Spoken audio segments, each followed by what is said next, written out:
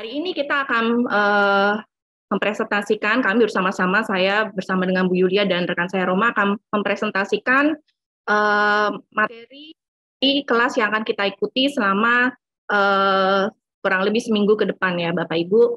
Materi ini berjudul Kehidupan Rasul Paulus. Untuk itu, mari kita lihat nanti materi pelajaran yang akan kita ikuti bersama-sama. Silakan.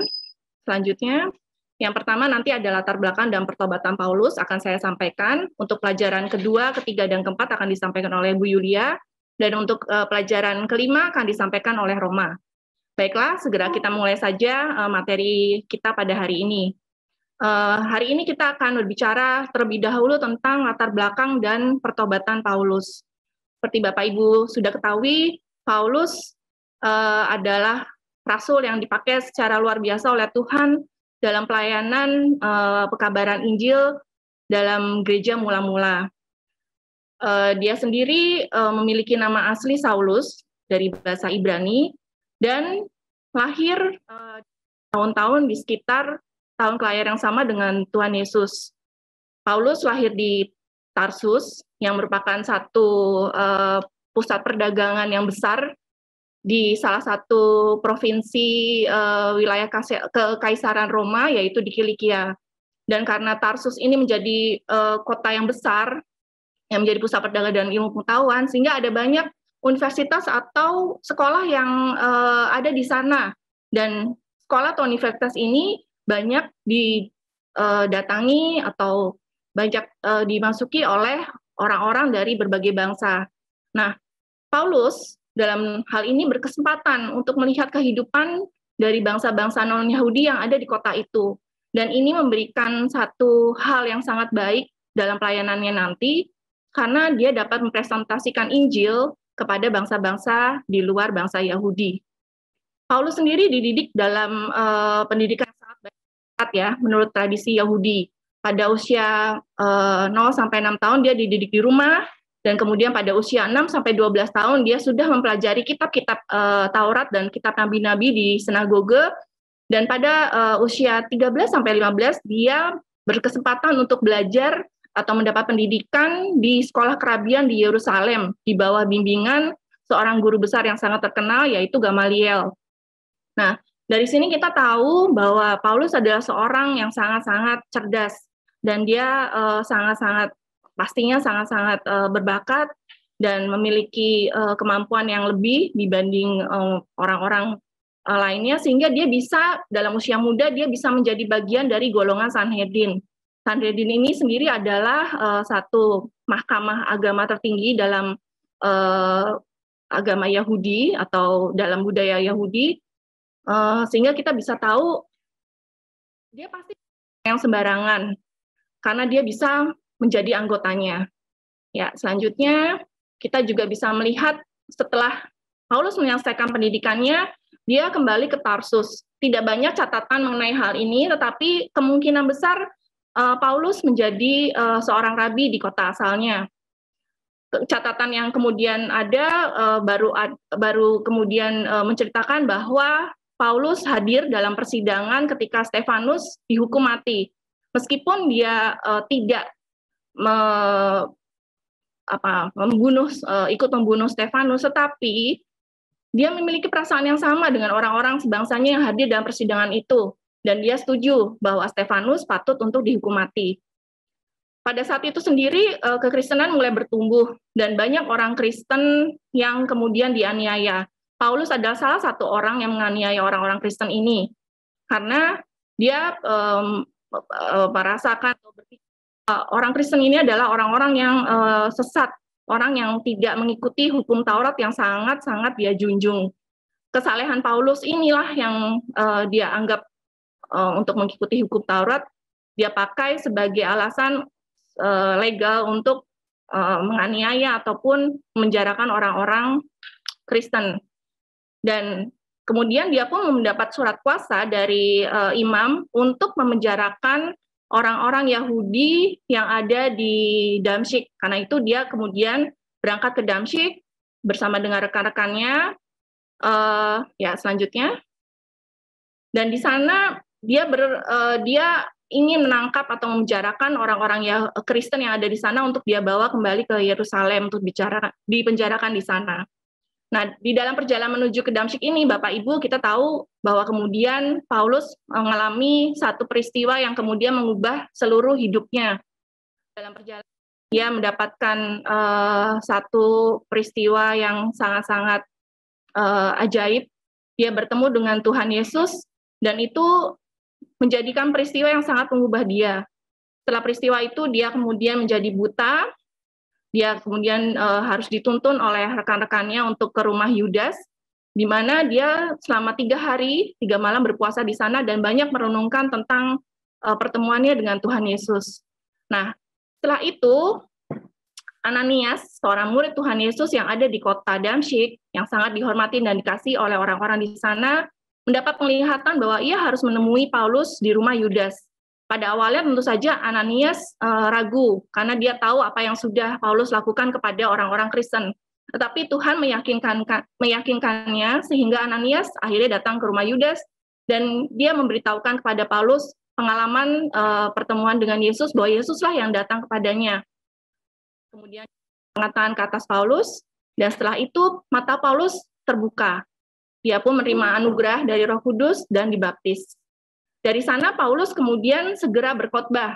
Dia menyatakan kepada banyak orang bahwa Kristus adalah anak Allah. Tentu saja perubahan ini membuat heran orang-orang Yahudi, terutama juga rasul-rasul yang sebelum ini dimusuhi oleh Paulus, karena mereka melihat Paulus sangat berbeda. Karena itu kemudian kita juga tidak banyak mendapat catatan tentang apa yang dilakukan Paulus, kecuali bahwa ia kemudian tinggal pergi ke Arab selama 3 tahun untuk mempelajari dan menguasai firman Tuhan. Waktu 3 tahun ini dia pakai dengan sangat baik untuk mempersiapkan satu pelayanan yang sangat-sangat penting. Kemudian setelah itu, setelah dari Arab, kita kembali mendapatkan catatan bahwa dia kembali ke Damsyik, dan di sana ia memberitakan Injil, sehingga kemudian banyak orang Yahudi ingin membunuhnya. Dan pada satu peristiwa, rasul-rasul atau pengikut Tuhan Yesus berusaha meloloskannya di dalam keranjang untuk diturunkan di luar kota, di tembok di luar kota. Dari sini kita bisa melihat bahwa Paulus memulai pelayanannya sebagai seorang penginjil kepada orang-orang Yahudi maupun non-Yahudi. Untuk selanjutnya, pelajaran tentang perjalanan misi Paulus akan disampaikan oleh Bu Yulia. Karena itu saya serahkan kepada Bu Yulia. Silakan, Bu. Ya, selamat pagi. Terima kasih, Okti. Saya akan cepat saja karena waktunya sudah tinggal sedikit sekali. Jadi saya akan merangkum keseluruhan dari KRP pelajaran 2, 3, dan 4-nya. 2, 3, dan 4 ini adalah inti dari pelayanan Rasul Paulus, karena memang Tuhan panggil dia untuk satu pelayanan yang sangat luar biasa bagi bangsa-bangsa lain. Jadi saya akan cepat saja ya. Next. Ya. Jadi perjalanan Rasul Paulus dimulai dari Antiokhia. Nah, saudara, tadi salah satu yang disebutkan oleh Okti adalah persiapan dari Rasul Paulus oleh Tuhan, sehingga ketika Tuhan benar-benar memanggil dia untuk menjadi pelayan dia, itu benar-benar Rasul Paulus sudah sangat siap, ya. Dan dia mulai dari kota Antiokhia, dan kota Antiokhia di Alkitab ada 2, Bapak Ibu. Jadi mungkin jangan bingung ya, karena ada satu Antiokhia yang ada di Asia, kemudian ada Antiokhia yang ada di dekat lebih ke arah timur, gitu ya, daripada Asia. Oke, nah ini kota yang sangat luar biasa, ini menjadi pusat dari segala kegiatan pelayanan ke bangsa-bangsa lain nantinya, gitu ya. Jadi ini akan menjadi catatan yang sangat penting bagi kita semua, bahwa Paulus memulai pelayanannya dari Antiokhia. Nah, saudara, Tuhan sangat baik sekali ketika Paulus memulai pelayanannya, diberikan pasangan yaitu Barnabas.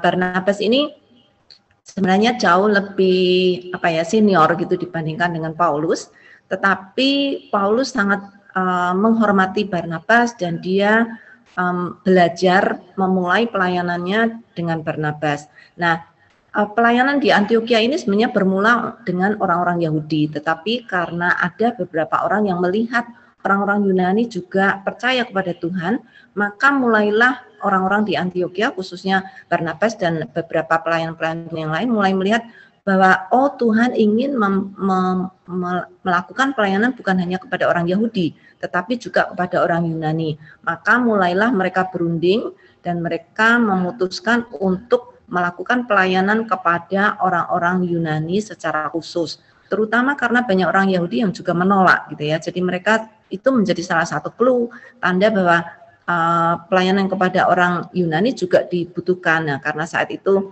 ada Barnabas dan Paulus, maka ketika mereka berdoa, mereka sangat tahu sekali Roh Kudus menyuruh Barnabas dan Paulus untuk dikhususkan melayani bagi orang-orang Yunani di berbagai wilayah di dekat situ gitu ya. Jadi mulailah Barnabas dan Paulus membuat strategi untuk melakukan pelayanan misi. Dan ini pelayanan misi yang pertama dilakukan oleh Barnabas dan Paulus untuk pertama kali pergi pelayanan misi yang sangat luar biasa. Jadi mulai dengan kota Siprus di mana dulu Barnabas dilahirkan, dan di sana karena mungkin karena itu strategi ya, supaya Barnabas yang sudah tahu orang-orang ada di sana, mereka bisa melayani dengan lebih gampang dan lebih tahu situasi kondisi medannya, sehingga mereka memulai dengan sangat baik sekali. Lalu Antioquia ditinggalkan. Jelas jemaat sangat sedih, tapi mereka tahu ada kepentingan yang lebih besar lagi, yaitu mengabarkan Injil ke seluruh dunia. Maka mulailah mereka melakukan perjalanannya.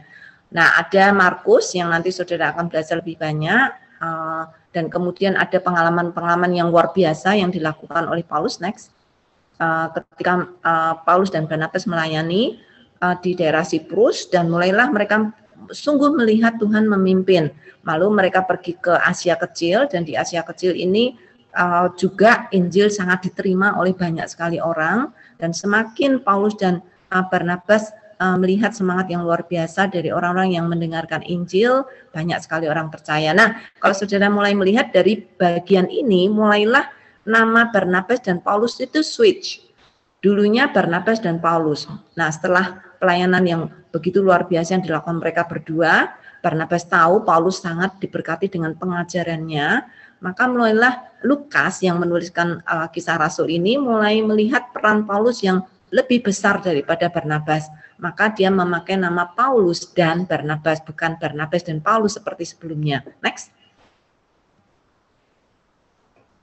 Nah, di Listra, nanti kita akan melihat peta ya, peta perjalanan Paulus. Tapi di Listra ini ada satu catatan yang sangat penting, karena di sanalah Paulus bertemu dengan Timotius, anak rohaninya ya. Nah, pelayanan-pelayanan selanjutnya pergi dari satu kota ke kota lain, dari Derbe, kemudian Listra, Iconium, dan Antioquia yang ada di Asia, kemudian ke Perga, terus. Nah, lalu mereka mulai melihat begitu luar biasanya Paulus melayani bersama Barnabas, banyak orang dimenangkan, dan penginjilan itu sungguh sangat berhasil. Ya, next.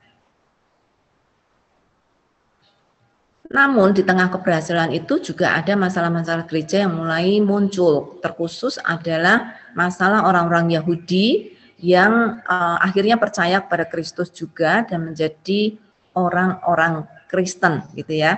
Nah, ketika mereka menggabungkan antara tradisi Yudaisme dengan kekristenan, maka mulailah timbul masalah dan timbul juga perpecahan di antara jemaat, dan Paulus mulai melihat begitu pentingnya dia menegaskan pengajaran kekristenan yang diajarkan oleh Kristus, sehingga mulailah Paulus juga melayani orang-orang Yahudi, meyakinkan orang Yahudi tentang keselamatan yang sudah dilakukan oleh Kristus secara sempurna, tidak harus melakukan tradisi Yudaisme. Ya, next. Ini adalah peta pelayanan dari Rasul Paulus. Ini ada 4 sebenarnya ya, tapi ada 3 pelayanan misi yang digabung bersama-sama. Kalau saudara mengikuti arah panah dari hitam, itu adalah pelayanan Paulus, misi Paulus yang pertama. Sedangkan yang ungu itu adalah yang agak abu-abu ungu ya, itu adalah pelayanan Paulus yang kedua, dan yang merah adalah yang ketiga. Saya nggak akan bisa menjelaskan pada saudara satu persatu, tapi saya yakin saudara bisa ngikutin panah yang sudah disediakan di dalam peta ini ya. Oke, kita akan masuk yang pelayanan misi yang kedua. Pelayanan misi Paulus yang kedua, Paulus melihat keberhasilan dari pelayanan Paulus yang pertama, maka setelah mereka kembali ke Antiokhia, memberikan laporan kepada gereja yang mengutus mereka untuk pergi misi, betapa luar biasanya Tuhan memakai pelayanan mereka untuk menginjili bangsa-bangsa lain. Maka setelah mereka beristirahat cukup lama di Antiokhia, lalu Paulus mulai lagi memikirkan untuk perjalanan misi yang kedua. Nah, di dalam perjalanan misi yang kedua ini, Paulus sebenarnya Barnabas ingin mengajak Markus ya, karena sebelumnya di dalam perjalanan misi yang pertama Markus sempat patah di tengah jalan, dia pulang sementara yang lain tetap melanjutkan pelayanannya. Maka ketika melayani yang kedua ini, Paulus tidak ingin mengajak Markus lagi, tetapi Barnabas ya, sehingga akhirnya ada perselisihan di antara mereka, sehingga Paulus pergi bersama Silas, lalu Barnabas pergi dengan Markus melakukan pelayanan di tempat lain, ya, terutama ke Siprus. Nah, saudara, disinilah muncul beberapa nama-nama baru seperti Silas, kemudian Timotius, kemudian beberapa orang-orang lain yang ikut bersama-sama dalam rombongan Paulus, ya. Nah, Paulus ingin di dalam perjalanan misi kedua ini mengunjungi lagi orang-orang yang sudah dimenangkan sebelumnya. Jadi ini adalah misi follow up pelayanan Rasul Paulus, sehingga Rasul Paulus bisa melihat bagaimana mereka bertumbuh, berkembang untuk terus menjaga dan memelihara mereka. Dan salah satu yang menjadi pelayanan penting dari perjalanan misi yang kedua adalah pergi ke benua Eropa bersama dengan Silas dan Timotius dan Lukas. Nah, nama Lukas juga mulai muncul di misi yang kedua ini. Next.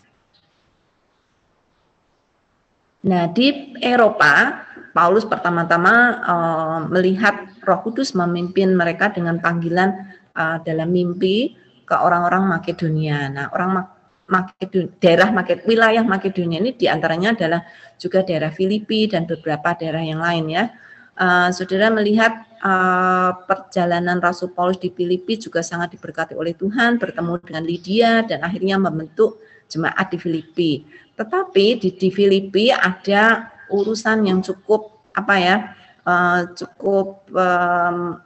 merepotkan, karena ada orang-orang yang biasanya memiliki pekerjaan tenung atau dukun, tapi ternyata wanita yang biasanya mendukun ini dipertobatkan oleh Paulus sehingga berhenti menjadi dukun. Nah, karena itu banyak sekali orang marah sekali dengan Paulus karena mematikan kehidupan mereka yang menjual pelayanan dukun dan juga patung-patung dan lain-lain. Jadi akhirnya Paulus end up di penjara karena mereka sangat marah dengan Paulus. Ya, next. Di dalam penjara ini Paulus mengalami mukjizat yang luar biasa, dan itu sangat lebih lagi menguatkan keinginan Paulus untuk mengunjungi tempat-tempat lain.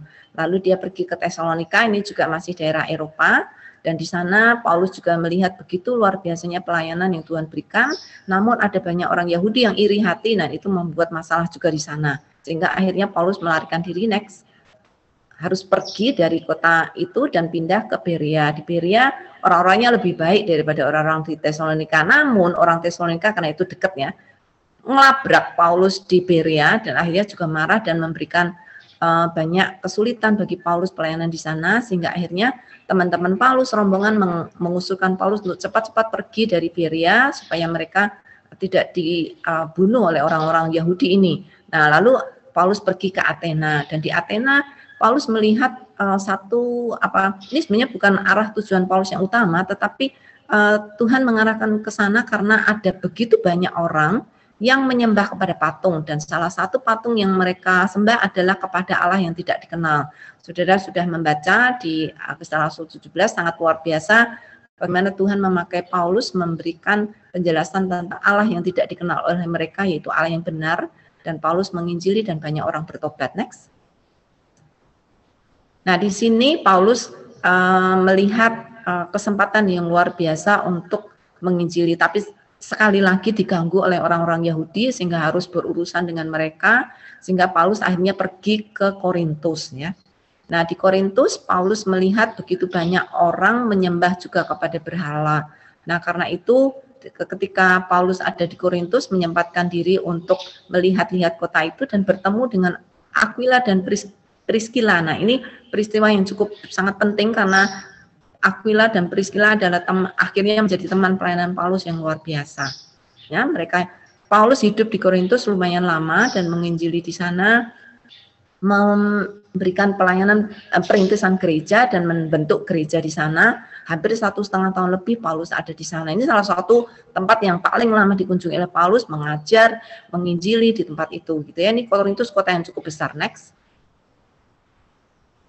Nah, ketika menetap di Korintus, Paulus melihat begitu banyak orang yang perlu dipilih dan juga diteguhkan imannya, terutama di dalam doktrin. Nah, di sana juga Paulus mengalami beberapa kesulitan dengan jemaat ini. Saudara bisa nanti baca di kitab surat Paulus di Korintus. Tapi dia sangat luar biasa Paulus dipakai sehingga jemaat ini menjadi kuat. Dan banyak pengajar juga yang mengajar di Korintus sehingga Paulus bisa tinggalkan. Next. Ya, next.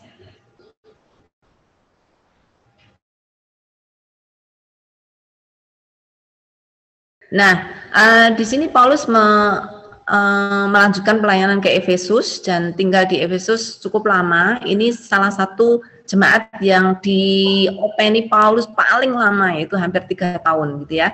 Kenapa? Nah, ini salah satu hal yang sangat luar biasa, nanti saudara akan diskusikan di kelas ya. Kenapa Paulus lama sekali di Efesus nih gitu ya. Apakah karena diistimewakan? Tidak, pasti ada banyak hal yang Paulus melihat ini pentingnya.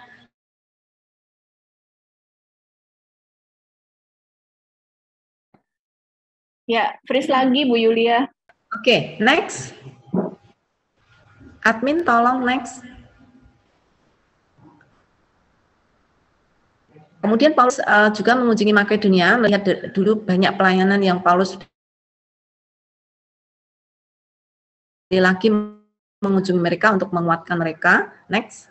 Ya, ketika Paulus melayani cukup lama, beberapa tahun di kota-kota entah di Makedonia atau di daerah Eropa dan juga di Korintus dan juga di Efesus, Paulus rindu sekali untuk cepat-cepat pulang ke Antioquia. Jadi akhirnya Paulus pergi ke Antioquia untuk melaporkan, tapi ketika melaporkan di Antioquia, Paulus juga mendengar begitu banyak orang ingin membunuh dia gitu ya, karena kesulitan dengan orang-orang Yahudi. Nah, ketika dia ingin pergi ke Yerusalem, karena ketika di Eropa dan juga ketika Paulus pergi ke jemaat-jemaatnya itu, dia mengumpulkan banyak persembahan untuk jemaat di Yerusalem karena Yerusalem sangat membutuhkan jemaatnya, sangat ditekan sehingga mereka tidak bisa bekerja, tidak bisa melakukan banyak hal. Kembali ingin pergi ke Yerusalem, walaupun sudah diingatkan oleh teman-temannya bahwa Yerusalem itu menunggu banyak sekali orang Yahudi yang akan membunuh dia. Nah, karena itu Bapak Ibu, Yerusalem mulai menjadi sorotan yang sangat kental di yang kedua, ketiga. Please ya. Next. Yuk, lanjut. Ya, admin tolong nanti rodok cepet ya.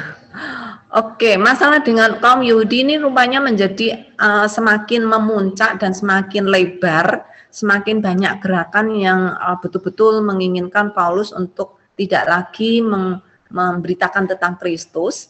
Maka Paulus akhirnya keluar masuk penjara di beberapa tempat gitu ya, karena ada banyak masalah ini. Tapi puji Tuhan, sekalipun Paulus harus masuk keluar penjara, Tuhan tetap pakai dia dengan luar biasa dengan berbagai macam hal. Nah, nanti salah satu saudara akan diskusikan juga di dalam kelas bagaimana kenapa Tuhan mengizinkan Paulus ada di penjara segitu lama ya. Next. Nah, Paulus ditangkap oleh para pasukan Romawi, entah orang-orang Yahudi, itu berkali-kali ya, dan itu sangat menjadi beban yang berat bagi banyak jemaat, bahkan banyak jemaat yang juga menangisi gitu ya kesehatan dan keadaan Rasul Paulus. Tetapi luar biasa dengan doa-doa yang diberikan oleh para pendoa dan juga orang-orang yang bersama-sama melayani Paulus, juga jemaat-jemaat yang sudah dilaporin oleh Paulus tentang masalah-masalah yang ada, mereka terus berdoa bagi Paulus sehingga dimanapun Paulus berada, sekalipun di tempat yang sangat sulit, tetap Tuhan bekerja di sana. Next. Nah, ini lagi, saudara nanti akan diskusikan tentang pengadilan, pemenjaraan, penganiayaan Rasul Paulus, dan saudara bisa belajar apa yang sudah dialami Rasul Paulus ini. Next. Namun Tuhan masih spare his life gitu ya, masih menyayangkan hidup Paulus sehingga sekalipun sudah diancam, sudah dicegat, sudah diapain aja gitu ya, Paulus tetap bisa lolos. Terutama ada salah satu cerita intermezzo kecil ya, ada keponakan Paulus yang mendengar orang-orang Yahudi yang akan menjebak atau melakukan ambush gitu ya, Paulus ketika akan dikirim oleh pasukan Romawi ke tempat lain gitu, tetapi rupanya digagalkan karena informasi dari keponakan Paulus ini, sehingga Paulus dialihkan ke tempat lain yaitu ke Kaisarea. Ya, next. Ya, ini Paulus selama di penjara. Salah satu yang sangat luar biasa dilakukan Paulus adalah menulis surat-surat kepada jemaat-jemaat. Sehingga inilah tempat kerja Paulus, yaitu penjara. Ya, oke, next.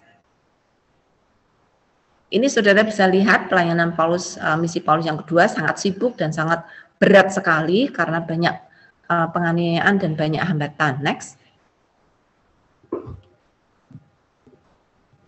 Ya. Saya akan serahkan kepada Roma. Ternyata tadi berarti ada yang lewat ya di perjalanan Paulus yang ketiga, ada beberapa ini yang lewat sehingga saya nggak tahu kalau sudah pindah ketiga. Oke, saya akan serahkan ke Roma untuk bagian yang terakhir ya, pelajaran yang kelima. Silakan Roma. Oke, makasih Bu Yulia. Bapak Ibu Saudara, kita sudah melihat ya dari pertobatan Paulus sampai perjalanan misi Paulus dari pertama, kedua, sampai ketiga kayak gitu. Jadi kita sudah mulai tahu gambaran sejarah perjalanan pelayanan Paulus bersama dengan rekan-rekannya. Nah, kita akan melihat bagaimana pengadilan yang dialami oleh Paulus dan juga ketika dia dipenjara menjelang akhir hidupnya dan juga kematian Paulus. Ya, lanjut saja. Nah, ketika Paulus berada di Kaisarea, orang-orang yang ada di Yerusalem sangat iri terhadap Paulus seperti itu, dan karena itulah mereka menyewa seorang pengacara bernama Tertullus untuk mendakwa Paulus kepada Felix. Saat itu yang menjadi gubernur saat itu adalah gubernur Felix kayak gitu. Dan mereka menyampaikan dakwaannya terhadap Paulus tentang dua hal. Yang pertama dikatakan bahwa Paulus itu salah satu adalah pengikut Kristus atau mendirikan sekte Nasrani kayak gitu. Dan yang kedua dikatakan bahwa Paulus menyalahi kudusan bait Allah kayak gitu, karena dianggap Paulus itu memasukkan orang-orang bukan Yahudi kepada bait Allah gitu, dan itu menurutnya melanggar mereka. Nah, karena itulah akhirnya Paulus diadili oleh Felix, tetapi di dalam sidang itu Paulus menang sebenarnya, tetapi di dalam kemenangannya dia tetap ditahan kayak gitu, ditahan dan tidak dibiarkan lepas dari penjara. Nah, setelah itu sekitar 2 tahun, kira-kira 2 tahun setelahnya, bergantilah gubernur dari yang tadinya Felix digantikan oleh Kaisar Nero, menggantikan gubernur yang baru yaitu Festus. Nah, disinilah Festus mengadili kembali karena orang-orang Yahudi kembali membawa perkara yang dulu terjadi, diadili kembali di gubernur Festus ini kayak gitu. Nah, tetapi karena gubernur Festus tidak terlalu tahu tentang hukum-hukum Yahudi, tidak terlalu tahu tentang hukum-hukum Taurat kayak gitu. Jadinya Festus ingin membuat Paulus disidangkan ke Mahkamah Agama, di mana Mahkamah Agama pasti tahu tentang kitab Taurat, tentang aturan-aturan mereka kayak gitu. Nah, tetapi Paulus tidak mau perkaranya dimasukkan ke Mahkamah Agama karena dia yakin ketika perkaranya dimasukkan pasti dia tidak menang, dia tidak diadili secara adil kayak gitu. Makanya dia minta naik banding ke Kaisar Romawi. Dan cukup kaget di situ Festus karena bisa dia naik banding karena dia punya kewarganegaraan Romawi.